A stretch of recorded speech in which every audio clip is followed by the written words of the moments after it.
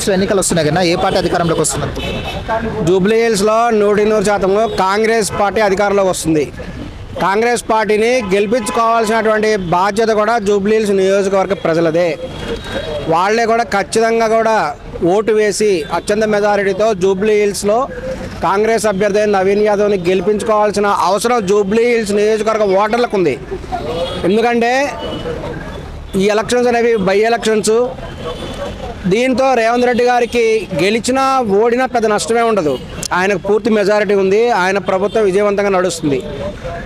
ఇప్పుడు వారు కనుక మీకు అభివృద్ధి కావాలి అంటే జూబ్లీ హిల్స్ నియోజకవర్గ ప్రజలకి ఒక్కటే బహిరంగంగా చెప్తున్నారు, మీకు అభివృద్ధి కావాలంటే కాంగ్రెస్ ఓటు వేయండి. ఈ ఎలక్షన్స్లో టీఆర్ఎస్ గెలిస్తే ఏ ప్రయోజనం ఉండదు, ఎటువంటి అభివృద్ధి ఉండదు. కాంగ్రెస్ని గెలిపిస్తేనే వాళ్ళు ఇంకా నవీన్ యాదవ్ గారు ఉన్నారు కాబట్టి, ఈయన స్థానికుడు కాబట్టి మీ ప్రజల సమస్యలన్నింటినీ కూడా 100% తీర్చే విధంగా ప్రయత్నం చేస్తారు. కాబట్టి ఇప్పుడు కనుక జూబ్లీ హిల్స్ నియోజకవర్గ ప్రజలకి అభివృద్ధి కావాలంటే కాంగ్రెస్కి ఓటు వేయండి. ఒకవేళ కాంగ్రెస్కి ఓటు వేయకుండా కాంగ్రెస్ని ఓడిస్తే మటుకు హైడ్రా అనేది వచ్చి జూబ్లీ హిల్స్లో కూర్చుంటుంది.